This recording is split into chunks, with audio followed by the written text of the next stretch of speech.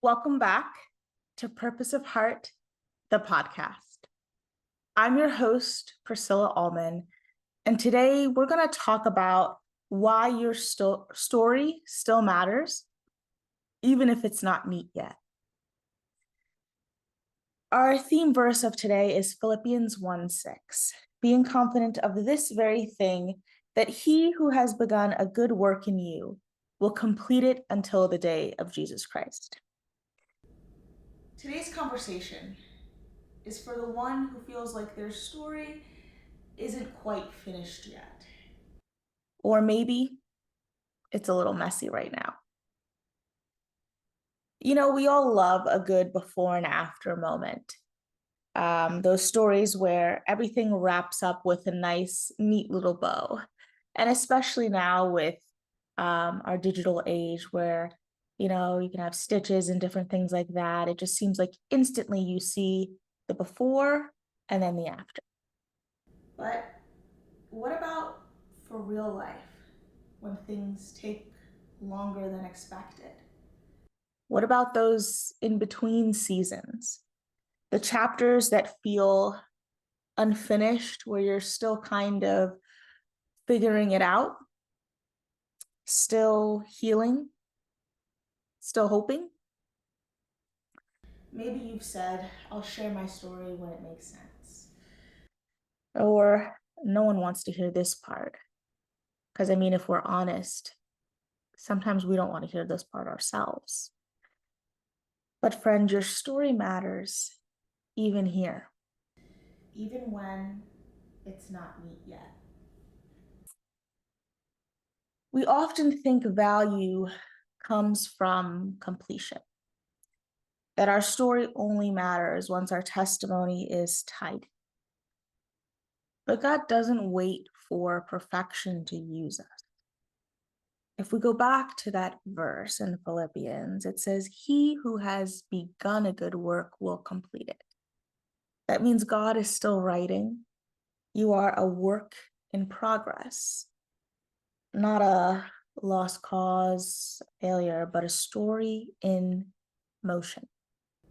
Think about Joseph. Before the palace, there was the pit. Before victory, there was a whole lot of betrayal. If he had stopped believing in the middle, he would have missed the miracle on the other side.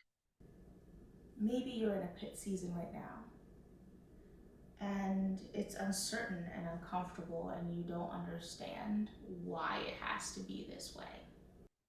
But God is still there. He's present just as much in the middle as he is at the ending.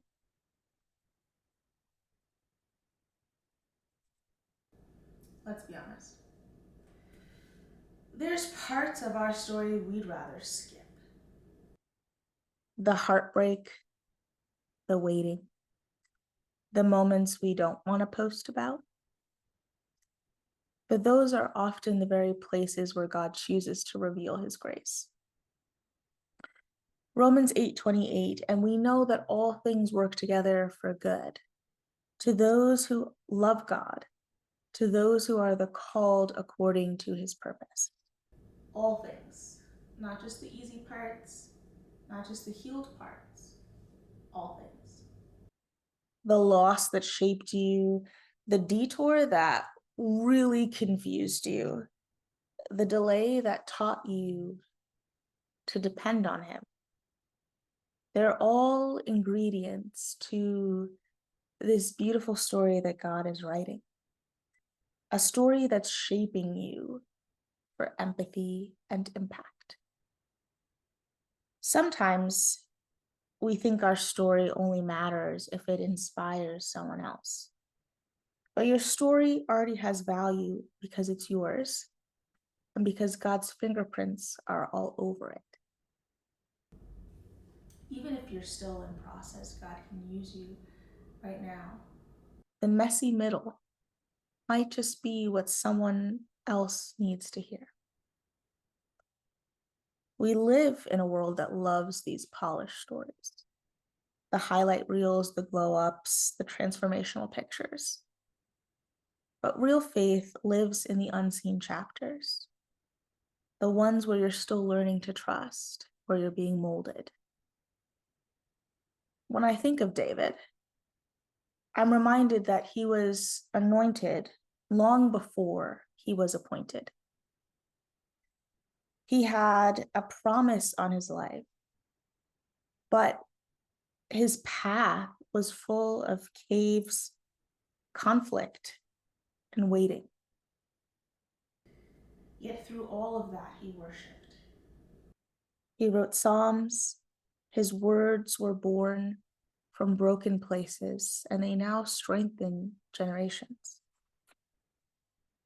Psalm 34:18 says, "The Lord is near to those who have a broken heart and saves such as have a contrite heart."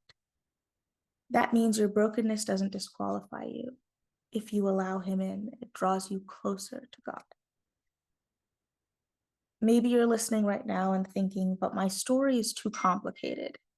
And of course, we want to be diligent not to, feed other people our dysfunctions. But we also need to release the pressure to have a perfect story. Let's let it be what it is. Honest, evolving, and still unfolding. So how can we practically do some of these things? How do we honor our stories while they're still being written? One, we can tell the truth, even to ourselves. Not to minimize what we've been through, but naming our pain helps to give space for healing. Because we can't heal what we keep pretending doesn't hurt. And we can also reflect before we rush. But sometimes we want to just move past the hard stuff quickly. But reflection is how wisdom is formed. So we can journal, pray, or talk to someone safe about what God is teaching us. Share in pieces. You don't have to share the whole story to be impactful. We could share what we've learned so far, how we've seen God working in our lives. Someone needs to know that God is faithful in the process, not just in the victory. Keep showing up for our own healing. You can't control every chapter, but you can choose to keep turning the pages. Healing requires some amount of effort and work, but every step counts.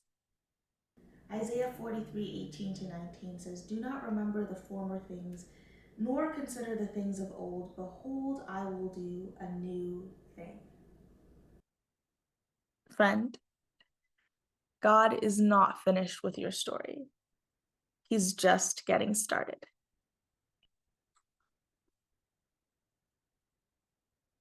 If you've been wondering if your story still matters, this is your reminder. Yes, it does. Not because it's perfect, but because it's purposeful. The parts that don't make sense yet? We can trust the God who sees all is weaving it into something beautiful.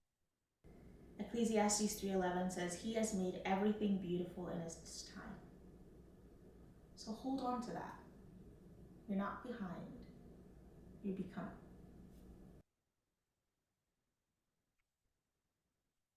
If today's episode encouraged you, share it with someone who might need this reminder too. Your story still matters right here, right now. Until next time, keep trusting, keep believing, keep living with purpose of heart, and keep trusting the author who's not finished writing your story. See you soon.